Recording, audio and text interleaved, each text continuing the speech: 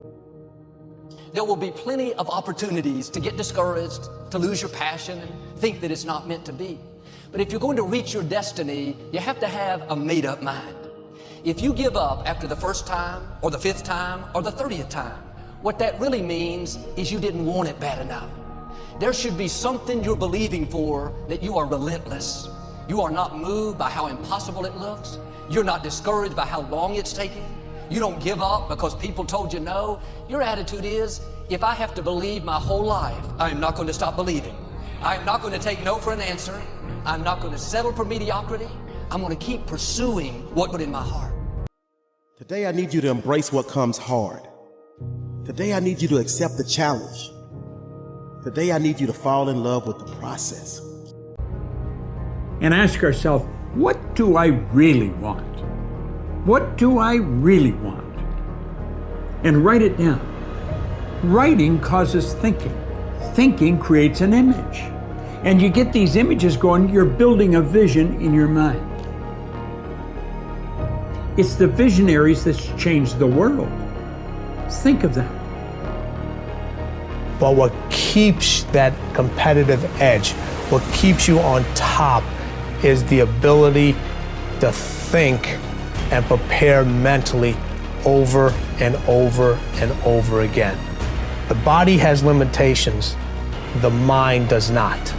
We focus so much on what goes on from the neck down that we forget it all starts from here.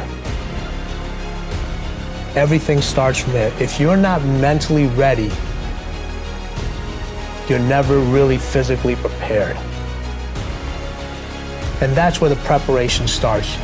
The road to success is always under construction. It's never a clear path to success. The people who become successful are the people who have a relentless attitude. And you just got to hang in there through the bad breaks, because the bad breaks is coming, but they usually come right before the big break is about to happen. You get a series of bad breaks and it stumbles up a lot of people. My life and my success is to say to anyone, you can stumble, you can fall, you can get back up again. No matter what you face, no matter how bad it is going to be, when there is a challenge, and by a challenge I mean anything in life, any challenge, anything that you're facing, the only way to overcome the challenges that you face, take that step every day. No matter what you are facing, get up and start walking. Visualizing is my biggest tool of life. That's why I've been able to put myself in cold water, put myself in a 100-mile race millions of times before I've done it. And I'm able to go through the race and see how I'm going to feel at mile 50, almost to the exact feeling. Right, so when it comes up, it's no surprise. It's no surprise. I've already done this a million times. I recommended the last time I was here, the little book, Richest Man in Babylon, and I said, I've lectured now to over 3 million people. Guess how many have actually gone and got this little book? Answer, very few. My best guess is 10%. Such an easy thing to do. This little book, number one, is easy to find. Number two, it's easy to buy. The most you can pay for it, $6, $7, $8. You can borrow that from your kids. But if it's easy to find and easy to buy, and if it's easy to read, why wouldn't everybody go get it? We don't know. I don't know. Nobody knows. Here's how profound it is. Some do and some don't. Now here's the numbers. About 10% do. We don't know the mystery of that. And I'm telling you, 10 years from now, those numbers will still be the same. The numbers don't change. Only the faces change. I used to belong to the 90% who couldn't be bothered even if it was easy. How many people have a library card? Answer, 3%. 97% couldn't be bothered. Guy specializes in happy hour, but he doesn't have a card. And now readily and quickly blames the government and blames his company and blames the pay scale. Here's my advice to you today. Walk away from the 97%. Don't talk like they talk. Don't go where they go. Don't act like they act. Don't specialize in what they specialize in. Throw away the blame list they cling to. You got to be consciously conscious today, because your environment can hypnotize, mesmerize, and paralyze you. The other thing is, take full responsibility for your life. Oscar Wilde once said, responsibility is what we expect from somebody else. This is very true. Most people dread accepting responsibility. That's just a fact of life, and we can see it in operation every day.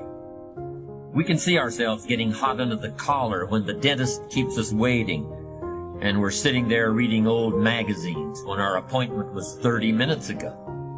And we don't stop to think that we forgot to mail in this month's mortgage payment. We can see ourselves growing angrier and angrier because a business contact is supposed to call at noon, and here it is almost 2 o'clock, and the phone still refuses to ring. But we don't stop to think about the calls we ourselves have forgotten to return while we've been so busy fuming. We can see ourselves writing an angry letter to the airline because a flight was delayed, but we don't write an angry letter to ourselves when we're late for something, even though that might not be a bad idea at all. Yes, we can see avoidance of responsibility all the time in both our personal and professional lives. And here's something else we can see just as often. We can see that most people aren't as successful as they wish they were. Do you see there's a connection between these two very common phenomena? I certainly do, and by the end of this session, I hope you'll agree with me. I hope you'll understand that it's in your best interests to take responsibility for everything you do. But that's only the beginning. I'm also going to suggest that many times it's even best to accept responsibility for the mistakes of others, especially when you're in a managerial or leadership role. I can hear you saying, what? Accept responsibility for someone else's mess-ups?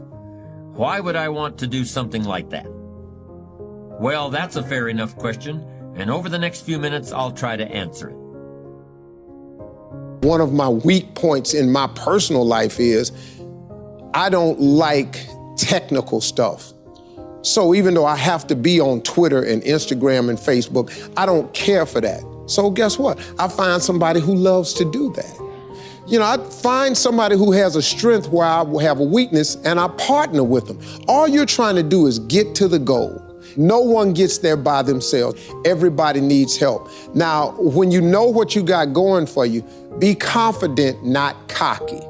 Managing your strengths, knowing what they are, and don't let nobody talk you out of it. And that gets you fight ready. You get fight ready like that. You got to know you. Helps you develop your skills. All the while, you're developing your strength. You just got to keep developing the strength. Don't let anybody talk you up. At the same time, you must work on improving your weaknesses.